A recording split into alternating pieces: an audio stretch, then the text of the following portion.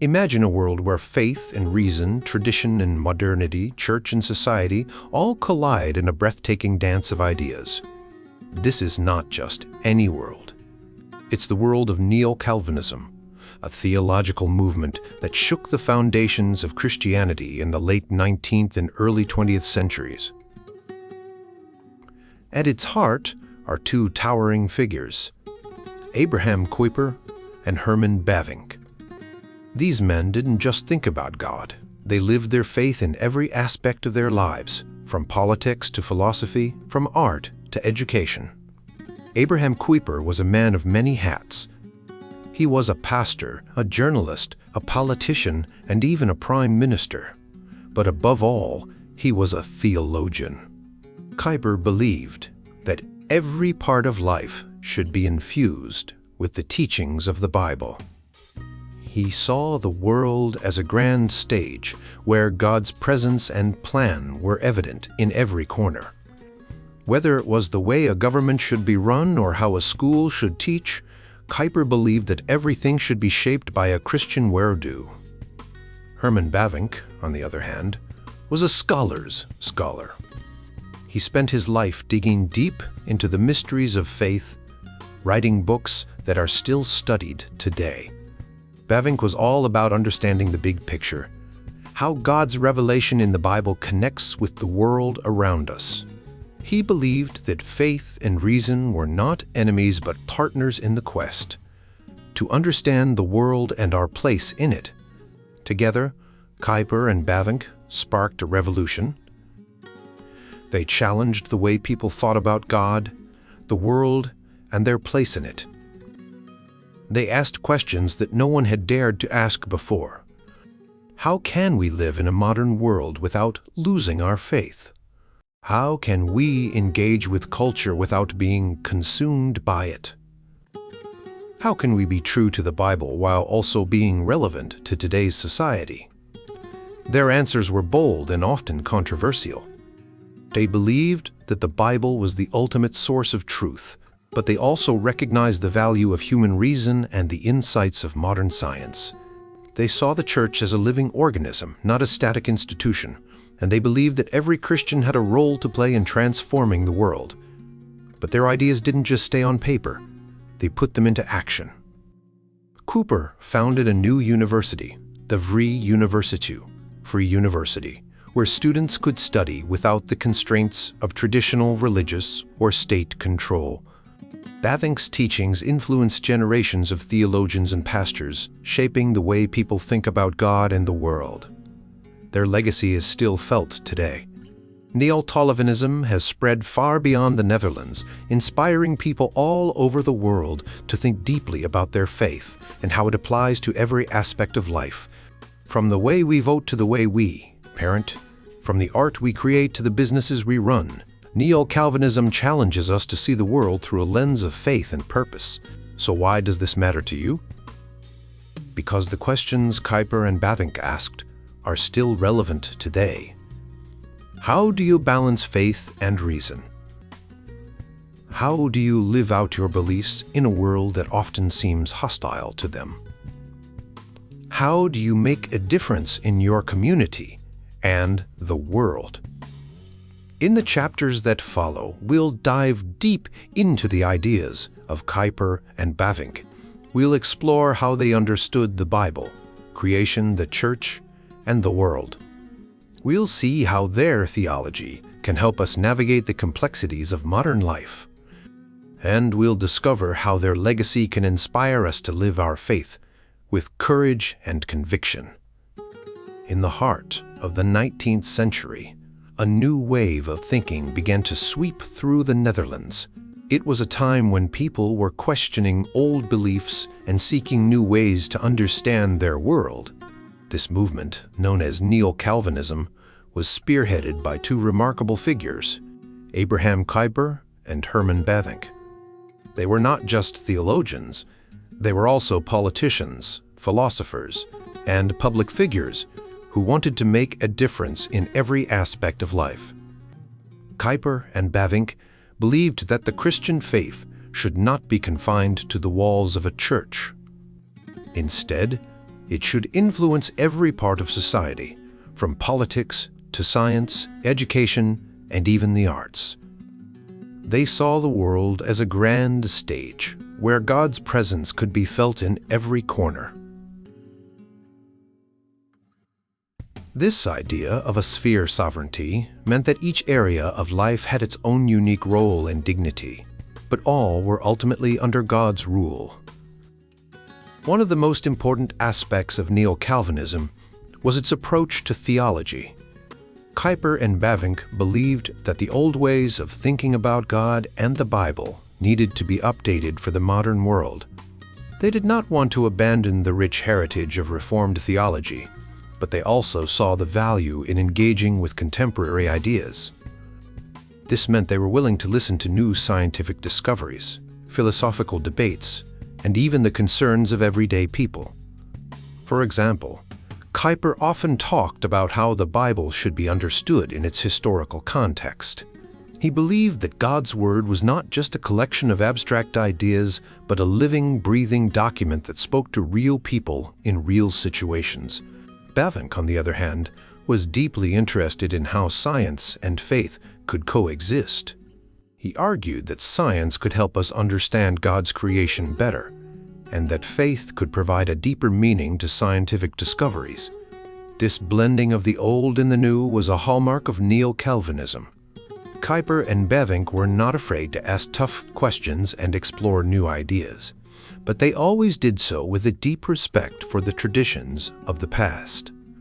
They believed that the Christian faith was not static, but dynamic, always growing and adapting to new challenges. Another key idea in Neo-Calvinism was the concept of holism. This means that everything in life is interconnected. For Kuyper and Bavinck, the spiritual and the material, the personal and the social, were all part of a single unified reality. They saw the world as a tapestry where every thread was important, and where each part contributed to the whole. For example, Kuyper believed that the church should not just focus on saving souls, but also on improving society. He argued that Christians had a responsibility to work for justice, to care for the poor, and to promote education. Bavinck, too, emphasized the importance of Christian engagement in the world. He believed that faith should be lived out in every aspect of life, from the way we treat others to the way we conduct business. This holistic approach also meant that Kuyper and Bavinck were very interested in how different areas of knowledge could work together. They believed that theology, science, philosophy, and the arts were all different ways of understanding the same reality. For them, these disciplines were not in competition but in dialogue, each contributing to a fuller understanding of the world. Finally, Kuyper and Bavinck saw the world as an organic whole, not a collection of separate parts. They believed that life was not a series of isolated events, but a continuous, interconnected process. This organic view of the world meant that they were very interested in how things grow and develop over time. They saw the Christian faith as a living tradition that evolves and adapts, always striving to be more faithful to God's purposes. In many ways, the ideas of Kuyper and Bavinck are still relevant today. In a world that is increasingly complex and interconnected, their vision of a holistic, organic, and adaptable faith offers a way to navigate the challenges of modern life. Their work reminds us that the Christian faith is not just about individual salvation, but about transforming every aspect of society. It is a call to engage with the world, to seek justice, and to live out our faith in every part of our lives.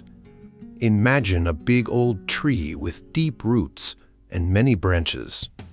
This tree is like the Christian faith, and one of its most significant branches is Calvinism. Calvinism started with a man named John Calvin, who lived a long time ago in the 1500s. He had a lot of ideas about God and how the world works, And these ideas spread and grew into a whole movement now. Fast forward to the 1800s. Two men named Abraham Kuyper and Herman Bavinck thought a lot about Calvin's ideas. They saw that the world was changing, and they wanted to make sure that the Christian faith stayed relevant and strong. They didn't just want to repeat what Calvin said. They wanted to build on his ideas and make them fit the new world they lived in. This is what we call Neo-Calvinism. The Neo part means new. Kuyper and Bavinck believed that God's truth should touch every part of life, not just what happens in church. They thought that if you really believe in God, it should affect how you work, how you play, how you think, and how you treat others. They saw that some people thought faith should only be a private thing, but Kuyper and Bavinck disagreed. They said that God's truth is for everyone and everything. Kuyper and Bavinck also believed in something they called common grace. This means that even though the world is broken and people do bad things, God still shows kindness to everyone. He makes the sun rise and the rain fall for everyone, not just for Christians. This grace helps people to live good lives and make the world a better place, even if they don't believe in God. Another big idea they had was about the church. They saw the church as both an institute and an organism. The institute part is like the structure and rules of the church, the buildings, the services, and the way things are organized. The organism part is like the living body of Christ, the people who make up the church and how they grow and change together. Kuyper and Bavinck believed that the church should be both structured and alive, always growing and adapting to the world around it. They also talked a lot about how the world was created by God and how it can be restored by God. They believed that God's plan for the world was to bring it back to its original purpose, to make it a place where God and humans can live together in harmony. This idea is sometimes called the nature-grace relationship. It means that God's grace doesn't just save us from sin. It also restores the world to the way it was meant to be. Kuyper and Bavinck also thought a lot about how people are made in God's image. They believed that every person has a unique role to play in God's plan, and that no one person can fully represent God's image on their own. Instead, it takes all of us working together to reflect God's image in the world. This idea of organic whole federalism means that we are all connected, like different parts of a body, and we need each other to be whole. Finally, Kuyper and Bavinck believed that the Christian faith should be shared with everyone. They didn't want to keep it hidden away in churches. They wanted to share it with the whole world. They believed that the message of Jesus is for everyone, and that it can transform every part of life. So, Kuyper and Bavinck took the old ideas of Calvin and made them new and relevant for their time. They believed that the Christian faith should be a living, growing thing that touches every part of life. Their ideas continue to inspire people today, showing that the message of Jesus is as important now as it was in the days of John Calvin. Kuyper and Bavinck saw Reformed as a term that was better than Orthodox, Calvinistic, or Neo-Calvinism. They believed Reformed showed a clear connection to the past, to the teachings of the early Reformers, like John Calvin. However, they also drew a lot of inspiration from Calvin, especially his work in Geneva, and they saw their own ideas as a fresh take on Calvin's teachings, tailored to answer the questions of their modern world. Bavinck, in his book Certainty of Faith, compared his views with those of B. Warfield, a prominent theologian from the old Princeton school. Warfield liked the Reformed orthodoxy that came after the Reformation, but Bavinck was more critical of it. He thought that the Reformed orthodoxy of the 17th and 18th centuries had become too focused on rational arguments to prove Christianity, which he didn't agree with. Bavinck preferred to go back to the original Reformation, especially the theology of Calvin and Luther. Bavinck and Kuyper both believed that the Reformation was about more than just church doctrine. It was about changing every part of life, including families, science, and art. They thought that reason should be understood within God's grace, not as something separate from it. Kuyper, in particular, argued that Calvin's idea of common grace was unique and important. Common grace is the idea that God's goodness extends to all people, not just believers, and it helps to explain why the world can still be a good place, despite the presence of sin. However, Bavinck and Kuyper also saw some differences between the Reformation and the Reformed orthodoxy that followed. Bavinck said that the faith of the 16th century became the orthodoxy of the 17th century. But this orthodoxy sometimes led to rigid thinking and eventually to rationalism. Kuyper noted that while Calvinists once excelled in contributing to broader human development, they later became more isolated and withdrawn from the world. The term Neo-Calvinism was first used in 1887, and it was often used to criticize Kuyper and Bavinck. Some people saw Neo-Calvinism as a revival of old clerical ideas, while others praised it as a way to bring peace and order. Kuyper's lectures and Bavinck's dogmatics were central to Neo-Calvinism, but they faced criticism for being too rigid and authoritarian. Detractors thought that Neo-Calvinism was just an old way of thinking dressed up in modern language. For Kuyper and Bavinck, Neo-Calvinism meant developing Calvin's ideas into a comprehensive worldview. This worldview emphasized God's sovereignty, the equality of all people as image-bearers of God, the pervasive nature of sin, and the importance of common grace. They saw these principles as a way to engage with every aspect of life, from politics to science, and to bring renewal to the world. Kuyper's lectures on Calvinism explained that Calvinism was more than just a set of beliefs about God's sovereignty and predestination. It was a way of understanding the world and living in it. Calvinism, according to Kuyper, was rooted in a unique religious consciousness that shaped every part of life, from how people think about God to how they interact with each other and the world. It emphasized the presence of God in all things and the need to live in a way that honors Him. Kuyper believed that Calvinism promoted equality and liberty because it affirmed that all people are created in God's image and are subject to His sovereignty. This idea opposed the hierarchies found in other systems like those in paganism, Islam, and Roman Catholicism. Calvinism also encouraged people to engage with the world, rather than withdrawing from it, by recognizing the role of common grace. Common grace helps to explain why the world can still be good and why non-believers can do good things. In his lectures, Kuyper outlined how Calvinism influenced different areas of life. It shaped the way people thought about science, art, education, and politics. Calvinism was not just a set of religious beliefs.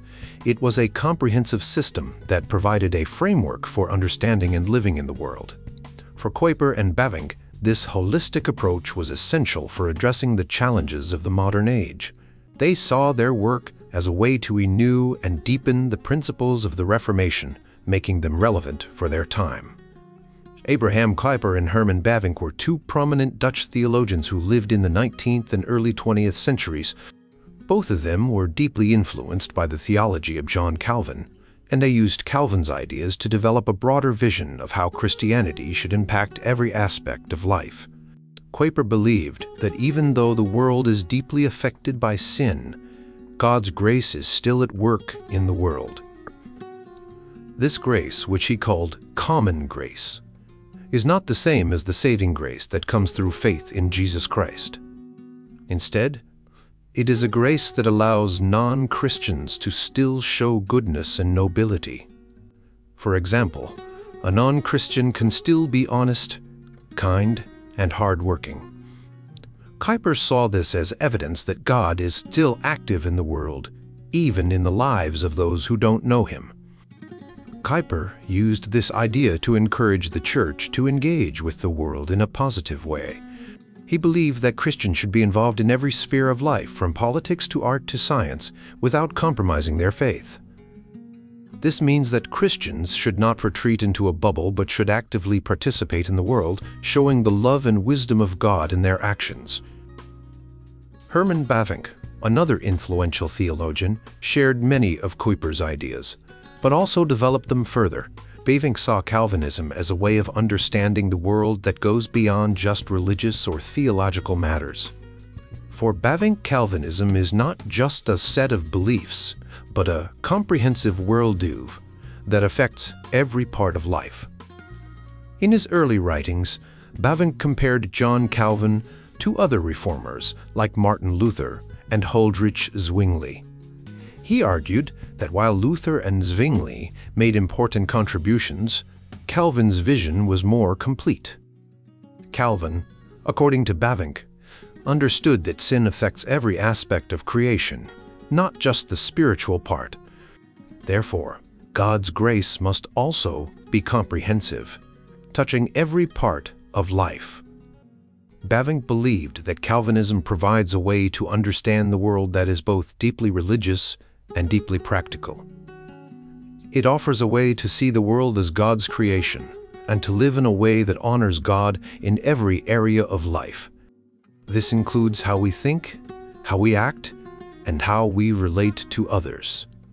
As Bavinck continued to develop his ideas, he began to focus more on the broader concept of a Christian worldview. This shift was partly due to the rise of what he called thoroughgoing unbelief in the late 19th and early 20th centuries. This unbelief, influenced by philosophers like Friedrich Nietzsche, rejected not just the existence of God, but the entire framework of Christian values and beliefs. Bavinck saw that many people were feeling a deep sense of confusion and meaninglessness because they had rejected Christianity. He argued that a Christian worldview could provide a coherent and satisfying answer to the big questions of life. For example, a Christian worldview can explain why the world is the way it is, what the purpose of life is, and how we should live. Bavinck believed that a Christian worldview is based on the idea that the world is created by God and that God is active in the world. This means that everything in the world has meaning and purpose, and that every part of life can be lived in a way that honors God. He also emphasized that a Christian worldview is not just a set of beliefs, but a way of living that affects every area of life, from how we think to how we act. Bavinck also explored the relationship between science, philosophy, and wisdom. He believed that a Christian worldview should start with what we can observe and understand through science. However, it should not stop there. Philosophy, he argued, should go beyond the mere collection of scientific facts and seek to understand the deeper principles that govern the world. For Bavinck, wisdom is the highest form of understanding. It involves not just knowing facts, but understanding the purpose and meaning behind those facts. Wisdom is grounded in the belief that the world is created by God and that God's wisdom is at work in everything. This means that a Christian worldview is not just about having the right beliefs, but about living in a way that reflects God's wisdom and purpose. Bavinck's ideas about a Christian worldview are still relevant today.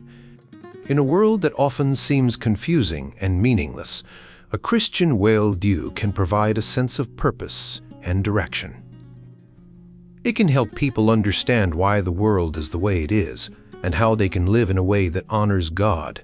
For Bavinck, a Christian worldview is not about retreating from the world, but about engaging with it in a way that reflects God's love and wisdom.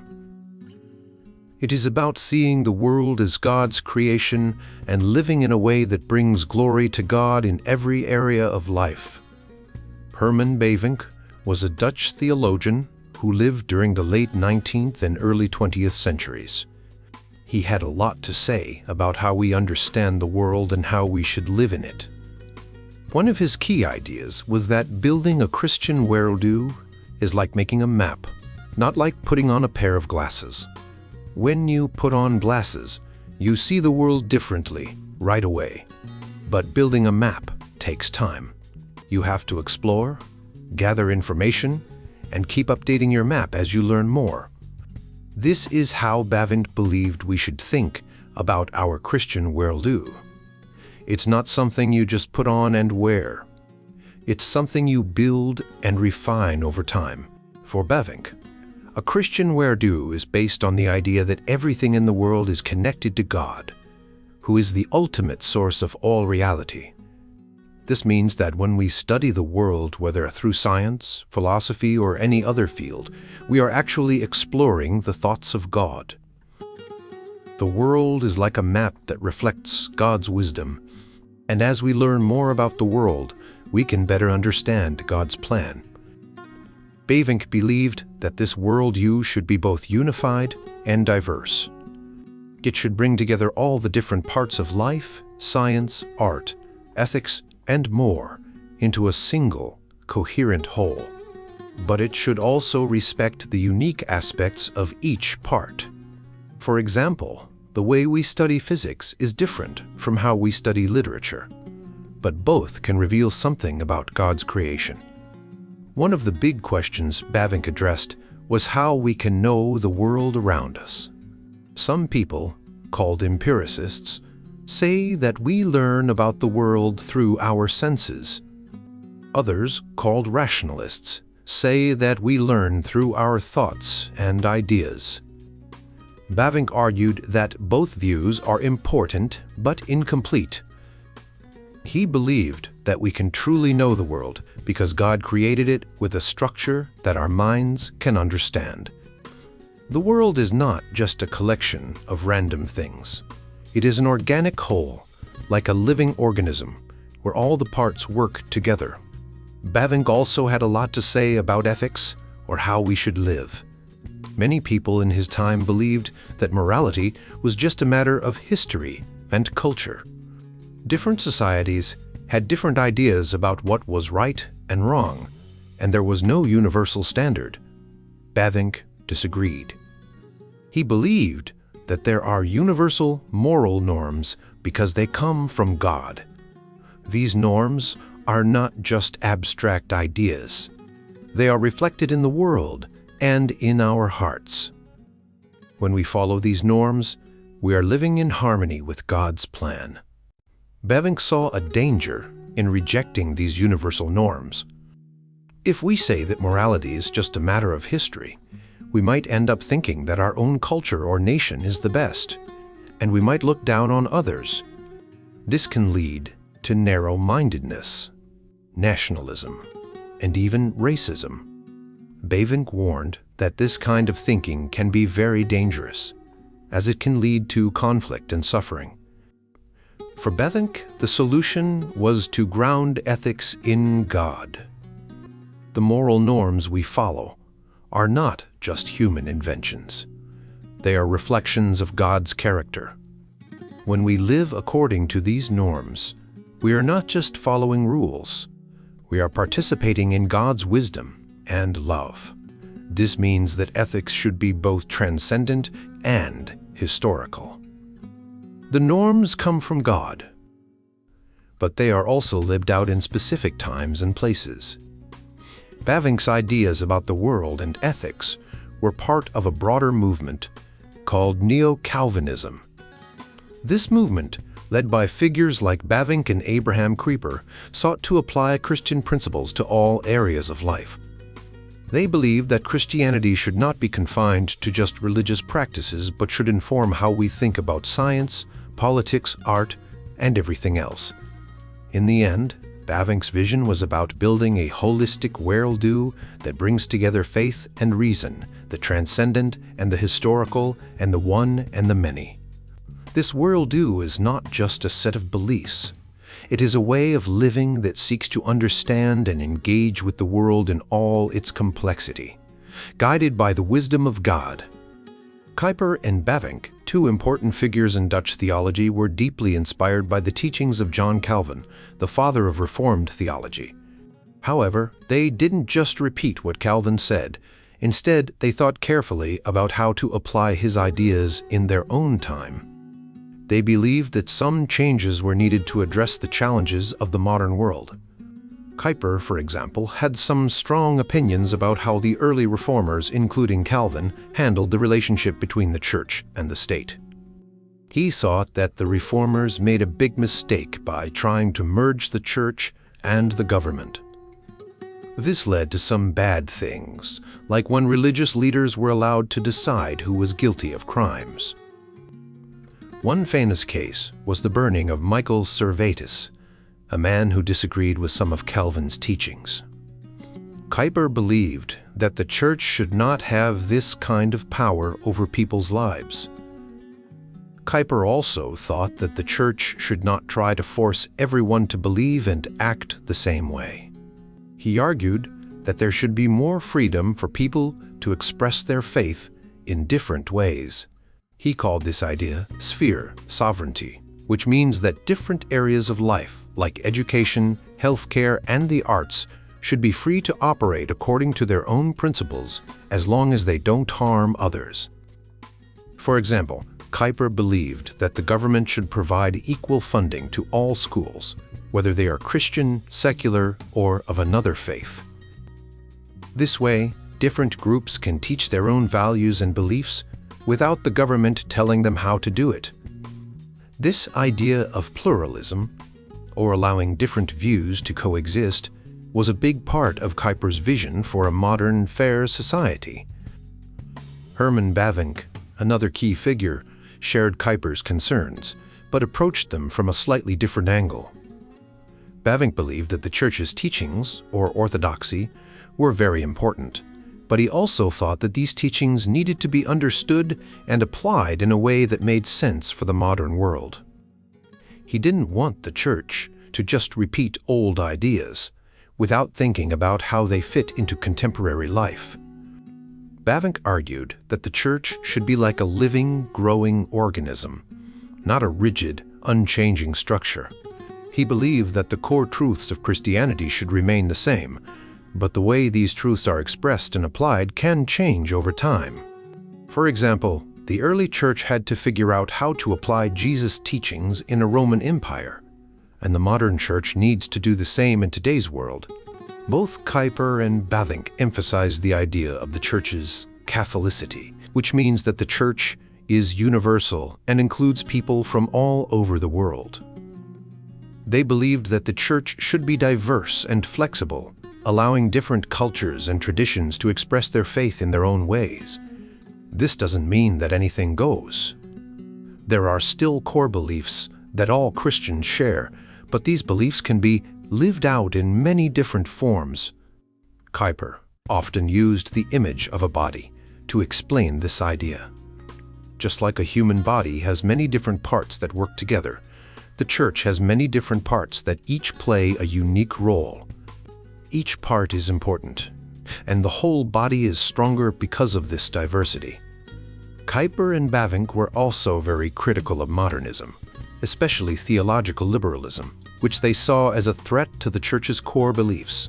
They believed that modernism often reduced Jesus to just a good teacher and ignored the idea of a divine savior. Kuyper argued that this kind of thinking was empty and couldn't satisfy people's deepest needs. However, Kuyper and Bavinck didn't just reject modernism. They also tried to engage with it. They wanted to show that Christianity could still be relevant and meaningful in a modern world. They believed that the church's teachings needed to be presented in a way that made sense to people today without compromising the core truths of the faith. Kuyper and Bavinck made a distinction between true and false forms of preserving the church's teachings. They believed that true conservation means keeping the core beliefs of the faith while allowing them to be expressed in new ways. False conservation, on the other hand, means holding on to old forms and traditions just for the sake of tradition, without thinking about whether they still make sense. Kuyper warned against what he called hyperconfessionalism, which is when people try to force everyone to follow the exact same rules and beliefs from the past. He believed that this kind of rigid thinking can actually harm the church and make it less relevant to people's lives. Kuyper and Bavinck's ideas about the church, orthodoxy, and modernity were complex, but they shared a common goal: to keep the core truths of Christianity alive and relevant in a changing world. They believed that the church should be diverse and flexible, allowing different cultures and traditions to express their faith in their own ways, while still maintaining a shared core of beliefs. Their work continues to influence how many people think about the relationship between faith and modern life. As we conclude this journey through the ideas of Kuyper and Bavinck, we see a powerful vision of Christianity that embraces both the past and the future, the familiar and the new. Kuyper and Bavinck remind us that true faith is not about clinging to the old ways just because they are old, nor is it about discarding the past to chase after every new idea. Instead, it's about finding the eternal truths that have always been at the heart of Christianity and expressing them in ways that make sense in our own time and place. Kuyper challenges us to avoid what he calls false conservatism.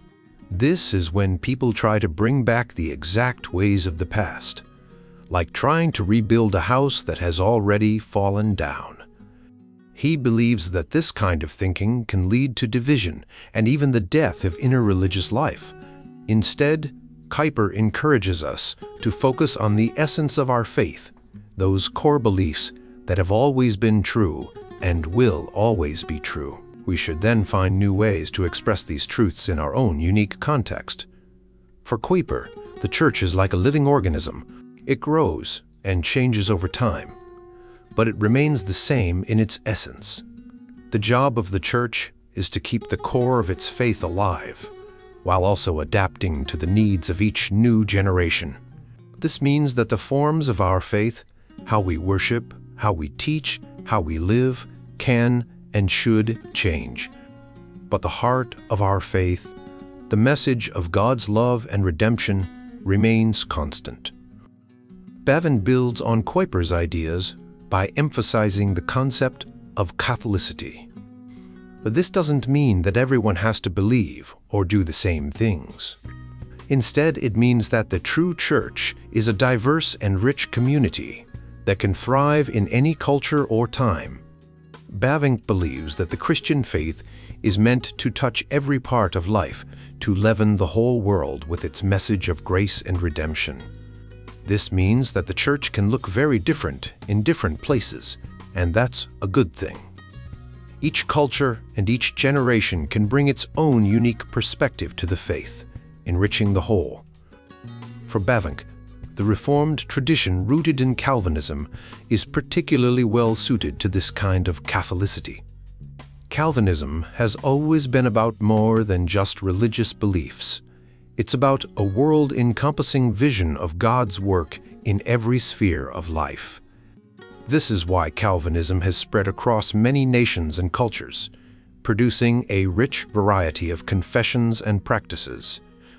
Each of these expressions of faith is unique, but they all share the same core beliefs. This diversity is not a weakness, it's a strength. It shows that the Christian faith is alive and relevant in every time and place. Both Kuyper and Bavinck call us to be faithful to the past while also embracing the future. They remind us that the church is not a museum, preserving the relics of a bygone era. It's a living, growing community that is always being renewed by the Holy Spirit. Our task is to keep the heart of the faith alive and to find new ways to express it in our own lives. Whether we are in a small village or a bustling city, in a modern nation or an ancient culture, the message of God's love and redemption remains the same. It's up to us to find the best ways to share that message with the world around us. In the end, Kuyper and Bavinck teach us that true faith is about both continuity and change. It's about preserving the essence of our beliefs while also being open to new forms and expressions. It's about building a church that is both deeply rooted in the past and vibrantly alive in the present, all the while looking forward to the future God has in store for us.